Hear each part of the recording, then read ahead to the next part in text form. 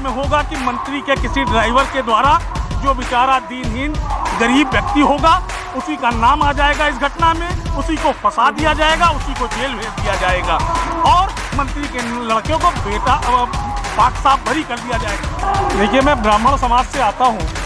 Bahujan Samaj party की जब सरकार थी, बहन सुश्री कुमारी मायावती जी के नेतृत्व में जब हमारी सरकार बनी, सबसे अधिक सम्मान अगर किसी को मिला तो ब्राह्मण जाति को मिला।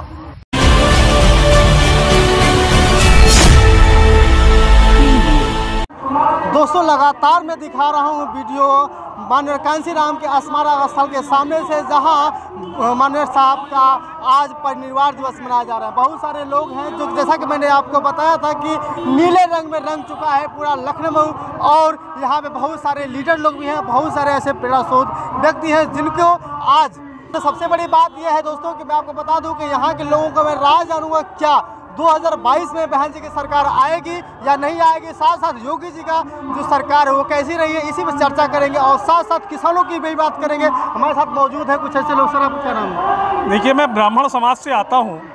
बहुजन समाज पार्टी की जब सरकार थी, बहन सुश्री कुमारी मायावती जी के नेतृत्व में जब हमारी सरकार बनी, सबसे अधिक सम्मान अगर किसी को मिला तो ब्राह्मण जाति को मिला। वर्तमान सरकार में ब्राह्मण समाज एकदम हाशिए पे है। सबसे अधिक हत्या ब्राह्मणों की हुई, सबसे अधिक अपमानित अगर कोई समाज महसूस कर रहा है तो ब्राह्मण समाज महसूस कर रहा है। मैं समस्त ब्राह्मण समाज से यह आग्रह करना चाहता हूं, अगर आप अपने समाज, अपने सम्मान की रक्षा करना चाहते हैं तो आपका अस्तित्व बहुजन समाज पार्टी के इसी नीले झंडे के तले है। बहन सुश्री कुमारी मायावती जी ने, मान्यवर कांशीराम जी ने ब्राह्मण समाज को बहुत सम्मान दिया। जब बहुजन समाज पार्टी की सरकार बनी थी, सबसे अधिक मंत्री ब्राह्मण समाज से थे, सबसे अधिक प्रभावशाली मंत्री ब्राह्मण समाज से थे। हमें गर्व है, हमारे बहुजन समाज पार्टी के कार्यकर्ताओं ने एड़ी चोटी का जोर लगा करके ब्राह्मण समाज के प्रत्याशियों को अधिक से अधिक जिता करके विधानसभा में भेजने का काम किया था। उसी तरह वर्तमान सरकार में ब्राह्मण समाज हाशिए पे है, ब्राह्मण समाज अपमानित किया जा रहा है।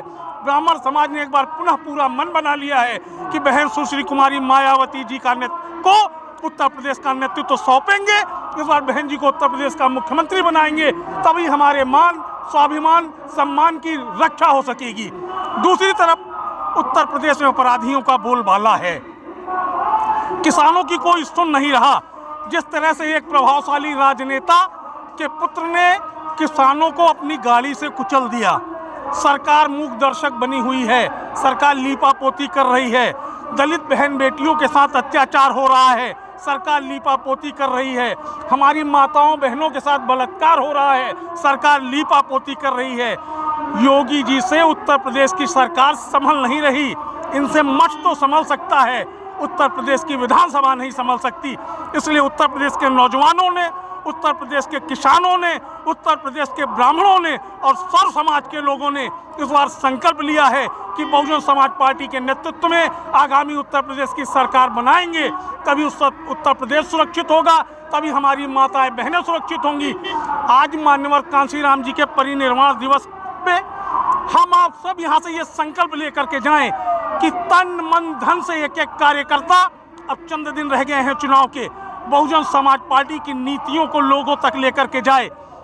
आप सोचिए, जब मायावती जी की सरकार थी, अयोध्या मसले पे फैसला आना था, लोगों ने कहा कि पूरा प्रदेश दंगों की बाढ़ चढ़ जाएगा, मगर एक भी दंगा क्या उत्तर प्रदेश में हुआ?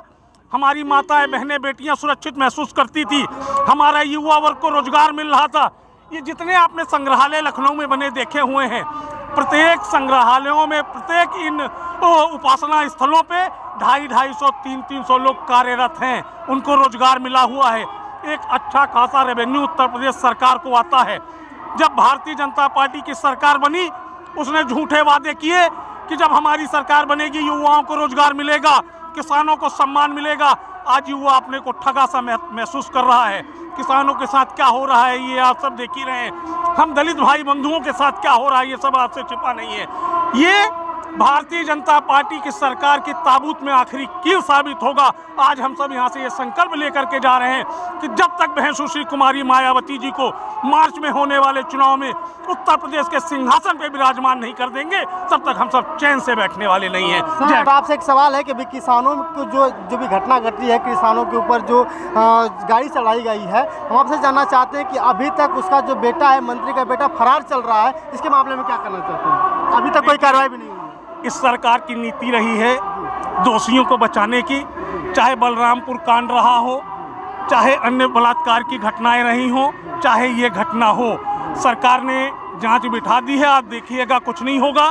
बाद में होगा कि मंत्री के किसी ड्राइवर के द्वारा जो बेचारा दीनहीन गरीब व्यक्ति होगा, उसी का नाम आ जाएगा इस घटना में, उसी को फंसा दिया जाएगा, उसी को जेल भेज दिया जाएगा और मंत्री के लड़के को बेटा पाक साफ बरी कर दिया जाएगा। ये सरकार यही करती रही है।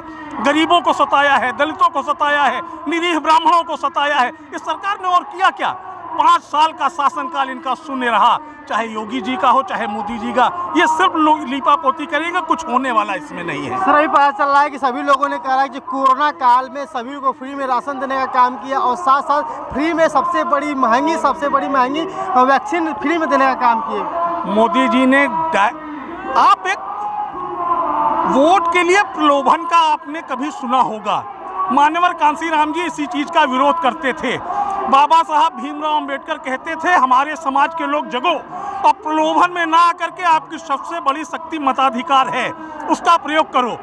मोदी जी ने क्या किया? इनडायरेक्ट में प्रलोभन देना चालू किया।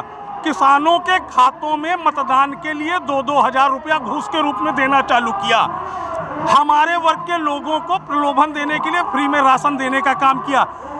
योगी जी, मोदी जी, हमें फ्री में राशन नहीं चाहिए, हमें रोजगार चाहिए, हमें सम्मान चाहिए, हमें शिक्षा चाहिए, हमें सड़कें चाहिए। आप इसकी बात तो करते नहीं हो।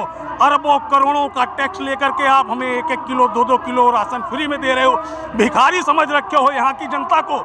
ये आपको सबक सिखा देगी आगामी चुनाव में। चलिए दोस्तों, अभी हम मौजूद थे कांसीराम साहब जो स्मारक स्थल है वहाँ के गेट के सामने और बहुत सारे लोग यहाँ पे आ जा रहे हैं। आप सभी को पता है, जैसा कि मैंने आपको बताया और कल भी मैंने आपको दिखाने की पूरी तरह से कोशिश की थी कि यहाँ पे पूरा रंग जो है पूरा लखनऊ नीले रंग में रंग चुका और माननीय कांसीराम साहब के परिनिर्वाण दिवस पर बहुत सारे लोग आ रहे हैं, महिलाएं भी हैं और साथ साथ ऐसे ऐसे व्यक्ति हैं जो लगातार 2022 में बहन जी को शासक बनाने की तैयारी कर रहे हैं और बहुत सारे युवा भी हैं जो रोजगार की डिमांड करते हुए नजर आ रहे हैं कि 2022 में बहन जी की सरकार बनानी है, क्योंकि यहाँ पे रोजगार इस बार नहीं मिल पाया है। तो बहन जी की सरकार में बहुत से ऐसे लोग जो है कि नौकरी पा चुके हैं, बहुत सारे लोगों का सब कुछ किया है। और सबसे बड़ी बात है, किसानों की जब भी बात की जा रही है तो किसानों की कार्रवाई अभी तक नहीं हुई। सभी लोगों को खेद है, इस बात का दुख है कि अगर सही सरकार रही होती तो किसानों के जो हत्यारे हैं, जो मंत्री जी का बेटा है, अब तक वो फरार नहीं चल पाया होता, अभी तक उस पर कार्रवाई हो गई होती। और भी वीडियो बनाते देखते रहिएगा अंत तक। और साथियों, दोस्तों, अभी तक आपने हमारे चैनल को सब्सक्राइब नहीं किया तो चैनल को सब्सक्राइब करिएगा, क्योंकि मैं लगातार यहाँ से माननीय कांसीराम साहब के स्थल के ठीक सामने से मैं लगातार वीडियो दिखाता रहूँगा।